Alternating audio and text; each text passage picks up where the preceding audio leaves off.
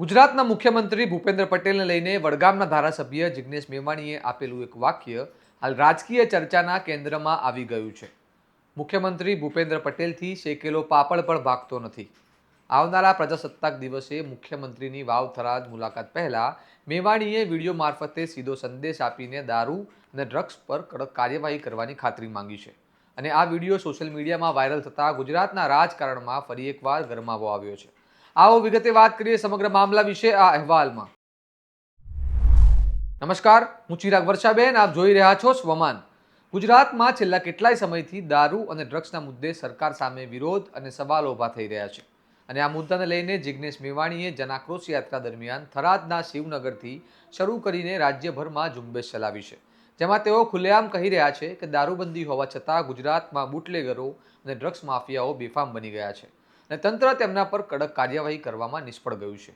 ત્યારે આગામી 26 જાન્યુઆરીએ મુખ્યમંત્રી ભૂપેન્દ્ર પટેલ વાવ થરાદમાં પ્રજાસત્તાક દિવસની ઉજવણીમાં હાજર રહેવાના છે. તે પહેલા જ મેવાણીએ સોશિયલ મીડિયામાં વિડીયો વાયરલ કરીને મુખ્યમંત્રીને સીધો સવાલ કર્યો છે કે દિયોદરમાં બુટલેગરો દ્વારા પોલીસ પર થયેલા ગંભીર હુમલાના મામલે કેમ કોઈ કડક કાર્યવાહી કે વરઘોડો નથી નીકળ્યો. સામાન્ય લોકો સામે કાયદો તરત કામ કરે છે તો બુટલેગરો અને દારૂના ધંધામાં સંડોવાયેલા લોકો સામે કેમ નહીં? 26 જાન્યુઆરી પ્રજાસત્તાક દિવસ નિમિત્તે ગુજરાતના માનનીય મુખ્યમંત્રી ભૂપેન્દ્રભાઈ પટેલ થરાદ પધારી રહ્યા છે. તો સમગ્ર થરાદ વાસીઓ વતી એક સવાલ માનનીય મુખ્યમંત્રીને પૂછવા માંગુ છું કે આટલા દિવસો સુધી થરાદમાં દારૂ, જુગાર, ચરસ, ગાંજો, ડ્રગ્સનો કાળો કારોબાર ચાલતો હતો એ અત્યારે ચાલુ છે કે બંધ છે? જે બુટલેગરોએ દિયોદરમાં પોલીસ કર્મચારીઓને માર્યા એ બુટલેગરોની સામે તમે પાસા, તડીપાર કે ગુસ્સી ટોકની કાર્યવાહી કરી એમનો વરઘોડો કાઢવા માંગો છો કે કેમ? અને જો તમારાથી શેક્યો પાપડ તૂટે એમ ના હોય તો જરૂર પડે અમને કહેજો. અમે થરાદની બેન દીકરીઓ, માતાઓ વિધવા ના થાય, થરાદના યુવાનોએ ડ્રગ્સ નહીં મળવાના કારણે નર્મદાની કેનાલમાં જંપ લાવવું ના પડે એના માટે અમે અડધી રાતે આવીને ઊભા રહીશું. બાકી આ મુખ્યમંત્રીથી, એમના ગૃહમંત્રીથી શેકેલો પાપડ પણ તૂટતો નથી. માનનીય મુખ્યમંત્રી સાહેબ, પ્રજાસત્તાક દિવસ છે, 26 જાન્યુઆરીનો પ્રસંગ, તમારા હાથમાં તિરંગો છે. ગેરંટી તો આપો કે તમારા વિધાનસભા ઘાટલોડિયામાં પણ દારૂ, ચરસ, ગાંજો નહીં વેચાય. થરાદના એક પણ ખૂણે ચરસ, ગાંજો, ડ્રગ્સ કશું જ નહીં મળે. એની પાક્કી ગેરંટી, પાક્કી બાંહેધરી તમે આપવા માંગો છો?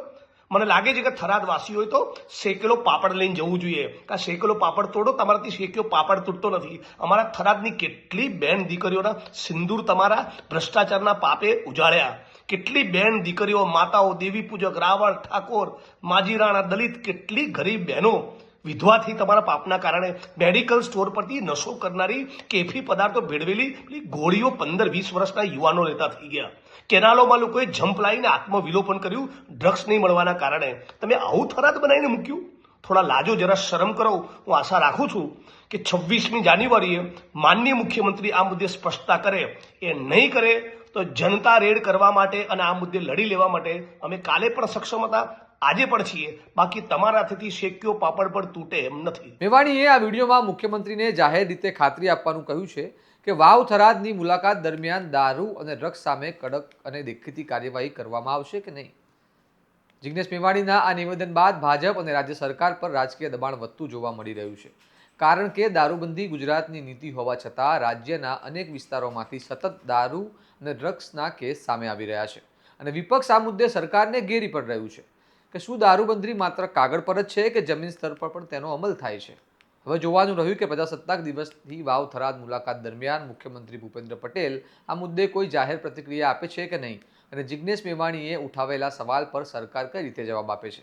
કારણ કે આ મુદ્દો હવે માત્ર રાજકારણનો નથી રહ્યો પરંતુ કાયદો અને વ્યવસ્થાની વિશ્વસનીયતાનો સવાલ બની ગયો છે. તમારો મામલે શું મંતવ્ય છે તમને કમેન્ટ કરીને જરૂર જણાવો. સ્વમાનની ચેનલને લાઇક કરો, આ વિડીયોને શેર કરો અને ચેનલને સબસ્ક્રાઇબ કરવાનું ભૂલતા નહીં. જોતા રહો સ્વમાન.